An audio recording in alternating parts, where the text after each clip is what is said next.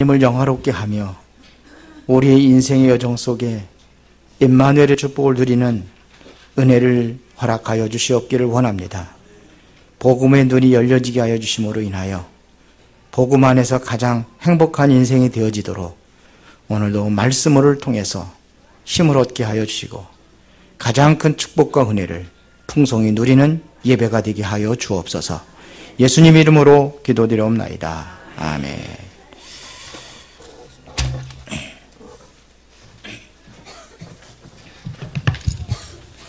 옆 사람을 한번 축복하겠습니다. 당신은 이 세상에서 가장 소중한 사람입니다.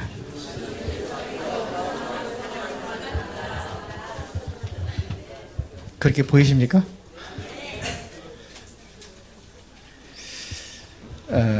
왜 그런 인사를 했느냐 하면 여러분들이 복음 안에 있다고 한다면 가장 축복된 사람입니다.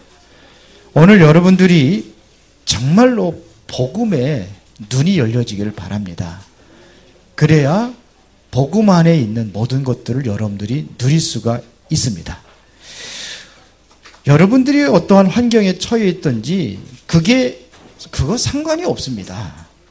오히려 그 어려운 문제가 여러분들에게는 소중한 하나님의 축복을 발견할 수 있는 기회라고 생각을 하면은 틀림이 없습니다.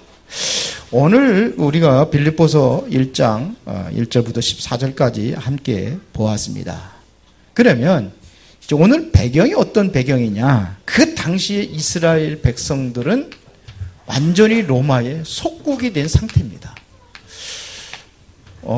우리나라도 36년 동안 일본 사람들을 통해서 강제적으로 점령을 당했을 때에 그때의 사정을 생각을 하면은 아마 좀 이해하기가 쉬울 것 같습니다. 그 속국이에요. 나라가 없어요, 이스라엘에. 그런데다가 이 초대교회 성도들이, 초대교회가 바로 이 속국된 상태에서 이제 출발하게 되어 있는데, 여기에 더군다나 초대교회는 이단이라는 누명을 썼습니다. 그런데 이 속국이 된 상태에서도 살아가기가 힘들었는데 이단 누명을 쓰니까 더 힘들었어요. 아예 먹고 살아야 될 모든 산업의 현장, 직장 현장 다 빼앗겨야 됩니다. 그런 위기 속에 있습니다. 그래도 지도자들에도 바로 이제 서서 제대로 올바로 교육을 받아야 되는데 그 지도자가 누굽니까? 바울 아닙니까? 바울이 완전히 어디에 있냐? 감옥에 들어가 있습니다. 이렇게 되다 보니까는 많은 사람들이 시험에 드는 겁니다. 왜요? 이러니까 이와 같은 절망된 상황에 처해 있기 때문에 사람들이 시험에 드는 거예요. 그런데 바울은 그렇게 생각하지 않았습니다. 많은 사람들이 시험에 들어있기 때문에 빌립보 교회에 지금 감옥에 갇혀있는 바울이 지금 편지를 쓴 겁니다. 시험에 들어있는 사람들이 많이 있기 때문에. 그때야 바울의 여기에서 바로 최고의 응답이라는 것을 확인시켜주는 것이 바로 빌립보서입니다. 자, 12절부터 보니까 이렇게 얘기했습니다. 형제들아, 내가 당한 일이 도리어 복음 전파의 진전이 될 줄을 너희가 알기를 원하노라. 내가 지금 감옥에 갇혀 있는데 이것이 바로 복음 전파의 진보가 되었다. 이렇게 얘기합니다. 그러니까 이게 축복이라는 겁니다. 여러분들이 가난하고 병들고 많은 어려움이 있을 때에 정말로 여러분들이 이 복음에 대한 눈이 열려진다고 한다면은 그것이 바로 최고의 축복이라고 보여지게 될 것입니다. 왜요? 복음 안에 있다고 한다면은 13절에 이렇게 되어 있습니다. 그러므로 나의 매임이, 감옥에 갇혀 있다는 거죠. 나의 매임이 그리스도 안에서 모든 시위대안과 그 밖의 모든 사람에게 나타났으니 그랬습니다. 지금 바울이 복음 전하다가 지금 감옥에 갇혀 있는데 이 감옥에 갇혀 있다는 소식이 어떻게 돼요? 요즘에 잘못해가지고 감옥에 들어가면 어떻게 됩니까? 평상시 이름도 모르던 사람이 저런 사람이 저런 사람이었구나 알게 되잖아요. 그렇죠? 더 많은 사람들이 알게 되는 거예요. 왜 감옥에 갇혔는지 알게 되는 거예요. 그게 무슨 얘기인지 알아듣겠죠? 저도 가끔 가다 보면은, 뉴스에다 보면 생소한 이름이 떠올라요. 저 사람이 누구지? 이름도 처음 듣는 것 같은데. 아, 그랬구나. 이렇게 알게 되는 거예요. 이 뉴스가 떠오른단 말입니다. 그러면서 보세요. 14절에 형제 중에 다수가 나의 매임으로 말미암아 주 안에서 신뢰함으로 겁없이 하나님의 말씀을 더욱 담대히 전하게 되었느니라. 이런 기사가 나오니까는 이게 바로 뭐냐, 담대하게 더욱더 이 그리스도가 증거되는 그러한 역사가 일어났다, 이런 얘기예요. 바울이 감옥에 갇힌 게 잘한 겁니까? 잘못된 겁니까? 바울은 일부러 감옥에 들어갔습니다. 벨릭스 총독이 이야기합니다. 이 사람이 가이사에게 항소를 하지 않았다면 아무 죄가 없기 때문에 내가 풀어줄 수 있다. 그런데 가이사 앞에 항소를 했기 때문에 어쩔 수 없이 어디로 가요? 로마로 가야 되는 거예요. 바울은 이미 다 알고 있었습니다. 오늘 한번 살펴보겠습니다. 바울은요, 뭘 보았느냐면요, 복음 받고 난 이후에 해결된 게 있습니다. 그게 뭐냐면 과거입니다. 이 과거가 치유됐습니다. 과거에 뭐가 있었느냐면요, 바울이 완전히 각인된 게 있었습니다. 뭘로 꽉 각인되어 있습니까? 율법으로. 복음이라는 걸 전혀 모르고 율법으로 완전히 각인되어 있었어요. 그리고 어디에 뿌리 내냐? 하나님의 말씀에 뿌리 내린 게 아니에요. 율법으로 각인되고 전통과 규례에 완전히 뿌리를 내려 있었어요. 그러니까 이런 삶이 완전히 뭐가 되느냐? 체질된 겁니다. 하나님을 섬기는 방법이 바로 자기가 각인된 것, 뿌리 내린 것을 이게 체질화되어서 살아가는 거예요.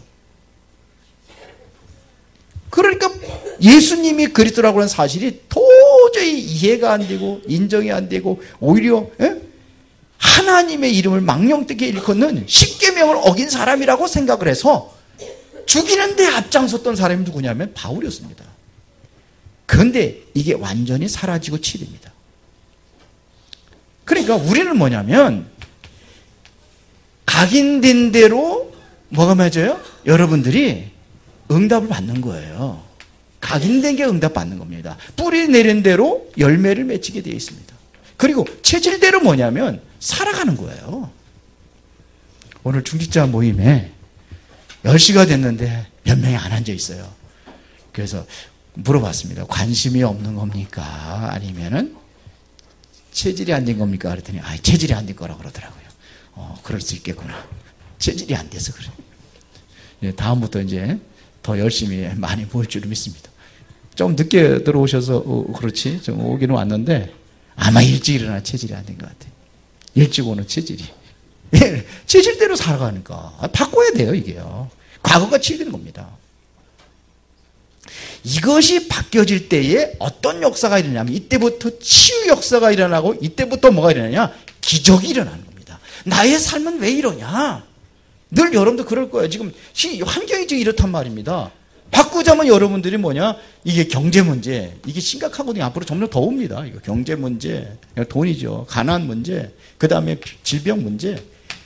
의학이 발전하는데 자꾸 와요. 이래 또 기타 많은 문제들이 온단 말입니다. 그런데 왜 이렇게 나는 이런 문제 속에 살아가는 이유가 뭐냐? 각인 뿌리 체질이 이렇게 될 수밖에 없는 각인 뿌리 체질이 되어 있기 때문에 그래요.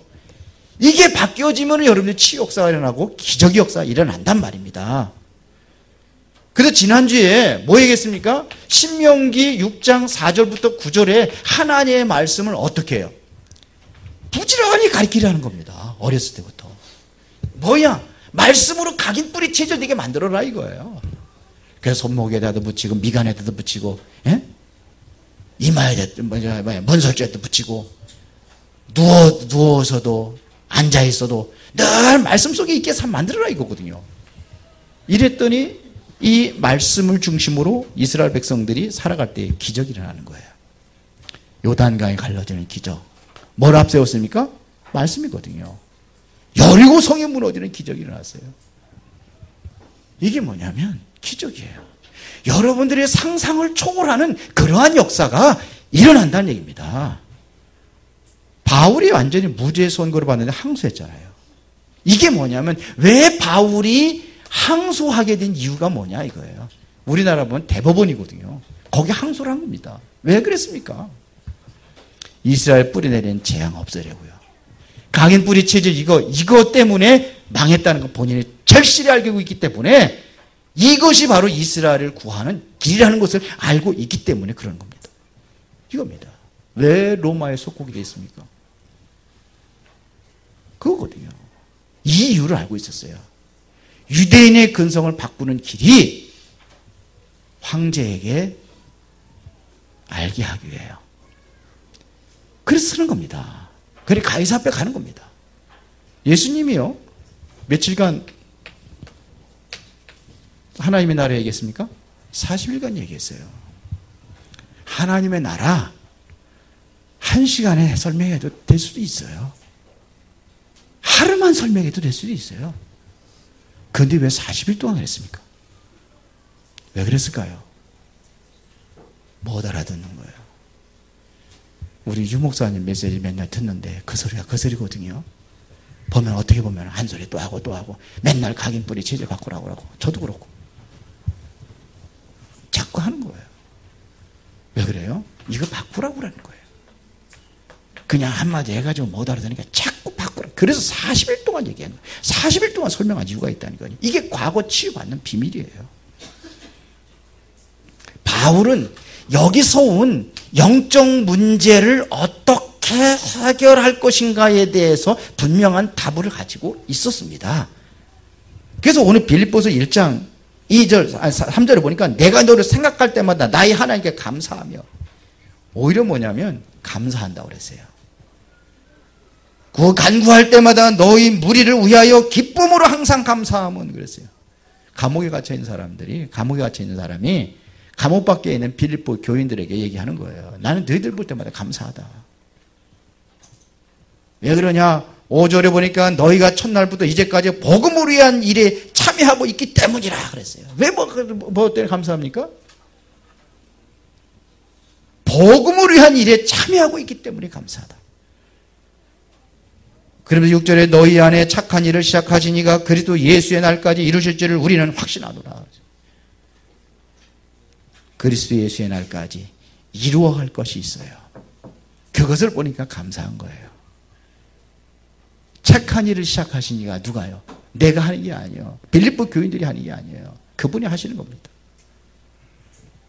여러분들이 하는 것이 아니라 나의 각인 뿌리 체질이 바뀌어지면은 하나님께서 여러분들을 이끌고 가십니다. 맞습니까? 그러면 뭐가 되느냐? 두 번째, 이 복음의 눈이 열려지면 여러분들이 있는 현재 이게 치유되기 시작한단 말입니다. 지금 이 시대를 여러분들 통해서 병들어 있는 것을 치유하고 살리기를 원하신단 말입니다. 그래요. 그러기 위해서 여러분들에게 준비된 게 있어요. 그것이 뭔지 알아요? 세상 살기는 썸밋입니다. 이게 준비됐어요. 그런데 이게 안 믿어지잖아요. 믿어지세요? 안 믿잖아요. 뭐 때문에 그래요? 헤이 웃기는 소리 하고 있네. 각인 뿌리치기. 뭐 때문에 그래요? 10시에 중직자들 모임에서 얘기했습니다. 내 주관성이에요. 객관성이 없어요. 주관성이 강해요. 여러분들 주관성, 자기 주관대로도 신앙생활 하면 안 됩니다. 객관성이 있어야 돼요. 그래서 9가지 포인트 얘기하는 겁니다. 내 주관대로 신앙생활 한다니까요. 내 입맛에 맞게 말씀을 듣는다니까요. 그게 주관성이에요. 물론 주관성이 있어야 돼요. 객관성에서 나의 주관성이 있어야 되는데 내 주관성만 강해요. 내 중심이란 말입니다. 물질 중심, 성공 중심 그렇게 간단 말이에요. 그러면은 하나님께서 준비해 놓은 이 서밋이 안 보여지게 되어 있어요. 하나님께서 가장 원하시는 것이 뭐냐면 병 들어가고 있는 이 세상을 살리는 것이 하나님께서 가장 원하시는 것이란 말입니다. 그거를 살리기 위해서 하나님께서는 뭐냐? 이것이 여러분들에게 준비되었다는 겁니다. 안 보여요, 그런데. 왜? 이게 내가 과거에 이게 있어서 그래요. 내가 살아있어요. 내가 죽어야 내 안에 그리스도가 여기서 사는데 내가 살아있어요. 내 안에 그리스도가 살아야 되는데 내 안에 그리스도가 사는 게 아니라 내가 살았어요. 그러면 못 봅니다. 간단하게 얘기하겠습니다. 그 증거들을. 애굽 앞에 이 애굽이라는 나라에 거대하잖아요. 최고의 그 문명이 발전한 나라가 애굽이잖아요. 지금으로 말하면 미국입니다. 전 세계에 있는 나라들이 미국 하나 감당하지 못합니다. 지금 유럽에 있는 모든 국방비, 미국 하나에 있는 그 국방비 따라가지 못합니다. 다 합쳐도. 그게 애굽이에요. 그런데 보세요. 애굽을 누가 살립니까? 요셉이 들어가 살렸어요. 노예 신부 들어가서 애굽을 살렸어요. 처음에 노예 들어간 거 아닙니까? 애굽을 살렸어요. 전 세계를 살렸어요. 하나님께서 이게 준비된 이거예요. 요것이 되어지니까 애굽을 살린 거예요. 모세가 어떻게 애굽에 들어갑니까? 바로 왕하고의 영적 싸움에서 누가 이겼어요? 모세가 이겼어요? 바울이 이겼어요? 바로 왕이 이겼어요? 모세가 이겼어요. 준비한 겁니다, 하나님이.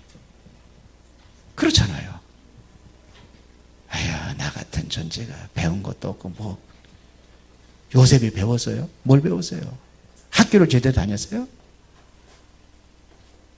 10대 소년이 노예로 갔는데 모세는 좀 배웠다고 하지만 그가 상관없다는 겁니다. 여러분들의 능력은 하나님의 절대로 그게 도움이 되는 게 아니에요. 상관없어요.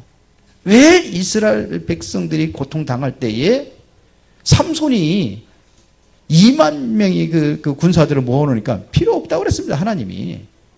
마지막에는 얼마나 하냐? 10,000명도 필요 없다. 다 돌려보내라. 근데 그 뽑은 게 뭡니까? 두려워서 물도 제대로 못 먹고 그렇게 하면서 먹는 300명이에요. 이게 겁쟁이들이에요. 어떻게 보면요. 그 대통령이 하셨어요. 보여야 돼요. 우리 랩런트들이 이게 보여야 돼.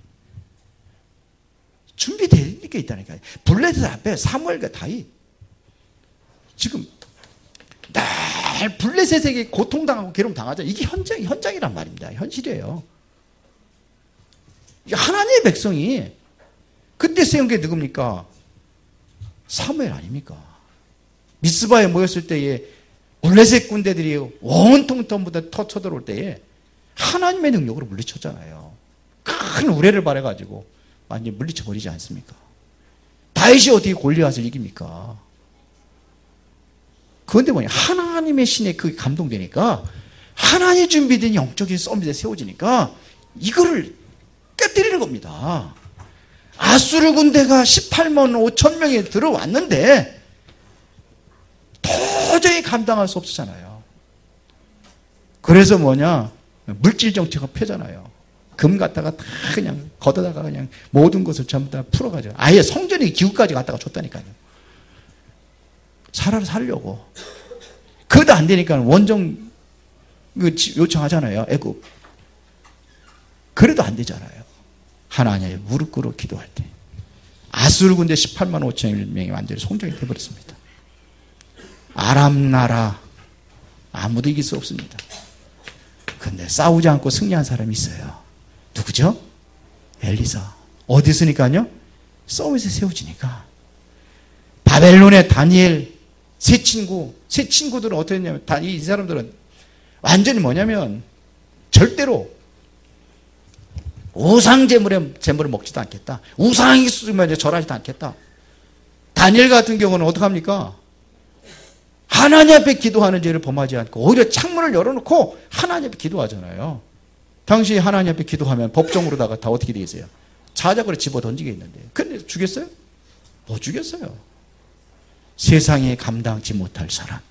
하나님께 준비하신 이 영적인 서밋을 여러분들이 보여진다고 한다면은 세상에 감당하지 못하는 그러한 사람들이 될 줄 믿습니다. 이때 여러분들이 다른 사람들이 보지 못하는 것을 봐요. 다른 사람들이 할 수 없는 것을 한단 말입니다. 이게 뭐예요? 불가능을 가능케 하는 거예요. 불가능을 가능케. 도저히 할 수 없는 것, 도저히 갈 수 없는 곳을 간단 말입니다. 이게 뭐예요?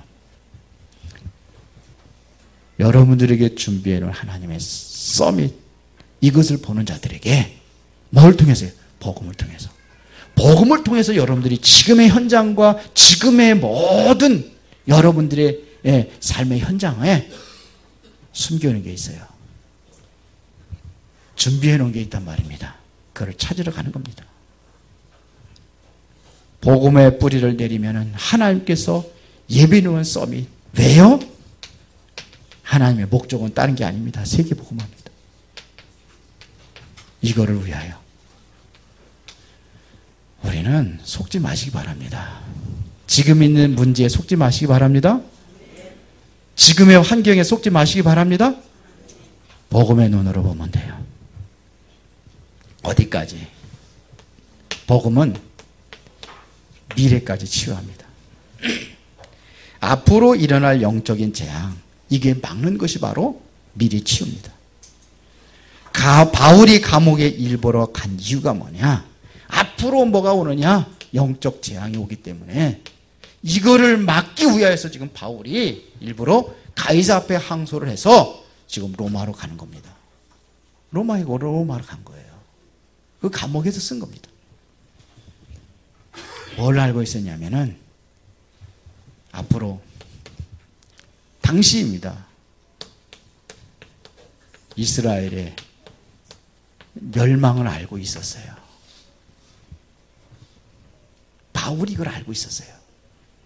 이미 예수님께서는 마태복음 24장 1절에서 2절에 세상이 멸망될 걸 얘기했어요. 예루살렘이 불타버릴 걸 얘기했습니다. 예루살렘 성전이.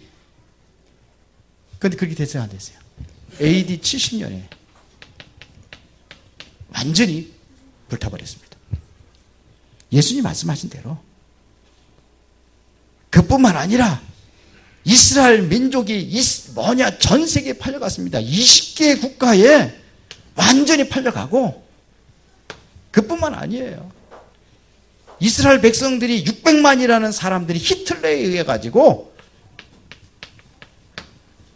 죽음을 당합니다. 총에 맞아 죽고 가스실에다가 이제 집어넣어 가지고 이스라엘 백성들한테 완전히 멸망당해 버립니다. 이걸 알고 있었어요.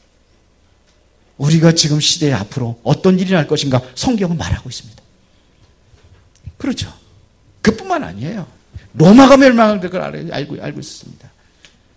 AD 79년에 폼페이가 완전히 화산재에 덮여버렸습니다. 그뿐만 아니라 로마가 계속해서 전쟁을 일으키고, 그리고 전 세계 돌아다니면서 뭐냐? 제우스 신전을 세웁니다. 알고 있었어요. 결국은 AD 313년에 로마가 완전히 기독교 앞에 무릎을 꿇습니다. 기독교 앞에. 그래서 기독교를 국교로 선언합니다. 콘스탄틴이. 알고 있었어요. 미래의 영적인 재앙. 뭘로 막는다고요? 복음으로. 믿으십니까? 이때 하나님이 주신 축복을 무슨 축복이라고 하냐? 재창조의 축복이라고 하는 겁니다. 여러분들에게 진정으로 이 과거의 나의 각인 뿌리 체질이 바뀌어질 때에 정말로 여러분들에게 뭐가 현재를 살리기 위한 서밋이 준비되어 있다는 것이 보여질 것입니다. 그러면은 이거를 가지고 미래의 재앙을 막는 겁니다. 뭐 가지고요? 복음 가지고. 그래서 꼭 우리 여러분들이 놓치지 말아야 될 것을 결론을 내리겠습니다. 3가지.